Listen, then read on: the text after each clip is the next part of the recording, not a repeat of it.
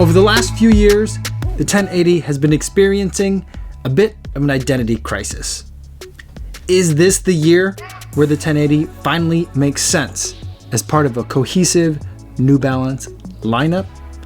It's time to lace up these shoes and take them for a run.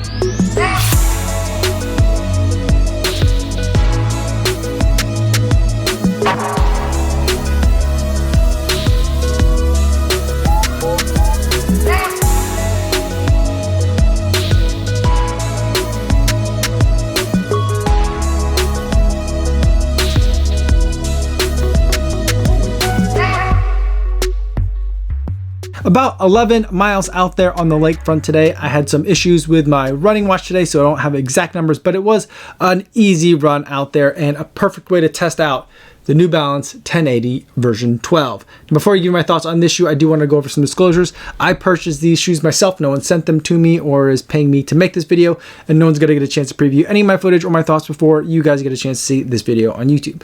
So with that disclosure out of the way, let's talk about the 1080 version 12. Now this is a 37mm stack height shoe with an 8mm drop, giving us 29mm of fresh foam X midsole foam in this forefoot. There is a rocker at the front of the shoe as well to help get you through that gait cycle nice and quickly. As your foot starts to roll through, it picks up the heel off of the ground and you're able to pick that foot up a little bit quicker. On the outsole, there is plenty of rubber coverage for that grip and durability. There are cutouts and grooves along this forefoot as well to make it so that it's a little bit easier for this shoe to bend. Moving to the upper, we have a lot of changes that are going on here over the last couple of years. For the 11 and the 10, New Balance gave us the Ultra Heel, which was this giant bulbous thing in the back of the shoe that a lot of people seem to have a lot of problems with. This year they've gone with a much more traditional style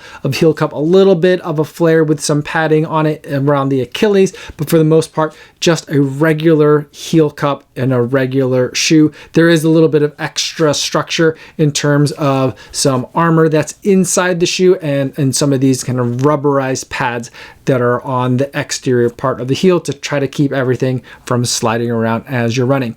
Altogether, this comes at a weight of 10.3 ounces. So let's talk about now what it was like to run in the shoe. And I will say that the version 10 of the 1080 was a shoe that I absolutely loved. It was a complete redesign that year. And the version 11, there was a lot of little changes that all added up to a shoe that was a bit disappointing. And I could say, thankfully this year, the version 12 gets the shoe back on track and I'm loving it once again. The main difference that I'm feeling is that it seems like they've made some changes in the forefoot. There's more comfort under the forefoot, which makes for a more pleasant ride, not only in terms of when my foot hits the ground, but as my feet are turning over as I am going for my run. The Fresh Foam X is a nice and bouncy foam, but it also absorbs a lot of impact from the road as well. It does a really good job of those two very different types of tasks, and it makes for a ride on this shoe that is easygoing but also peppy if you need to pick up the pace.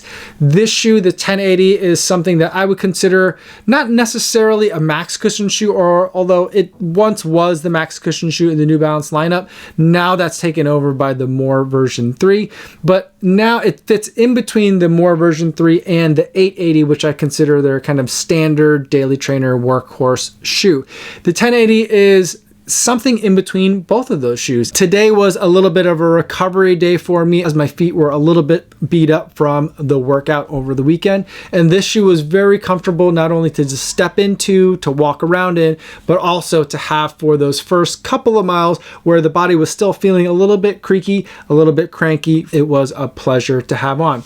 Still not quite as plush, not as comfortable, not as squishy as the More version 3, but definitely more stack height underfoot, more comfort underfoot than what you see in the 880 from New Balance. The upper was extremely comfortable, as this upper has been for the last several years in this shoe. I really enjoy this knit material that they're using. Always feels really good on foot, and overall the fit is just really nice and pleasantly roomy for a shoe of this type. I really enjoyed my time in the 1080 version 12 so far. I don't think it's going to take me very long to rack up the miles in this shoe, because it's one of those shoes that you can just very easily reach for on a lot of different occasions. It's a very versatile as a daily trainer. For me, it's a little bit on the heavier side, on the little bit more cushion side than I want for my ideal daily trainer. But I think for those of you who want a little bit more cushion underfoot, or might be a little bit bigger or taller than me, and those other daily trainers might not have enough cushion for you,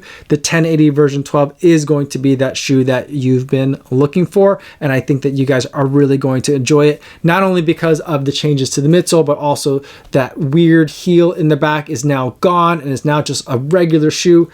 I think the shoe actually looks fantastic this year as well, and it matches the way that it's been performing for me thus far. So those are my quick and early thoughts so far in the 1080 version 12. Hit that subscribe button so you can see as I start logging in more miles and start comparing this shoe to other similar shoes of this type.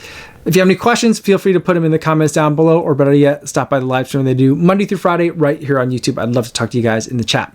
That's all I have for today, everybody. Thanks so much for making it all the way to the end of the video. Hopefully you guys are staying safe out there on your runs, and I will see you in the next one. Yo, what's going on?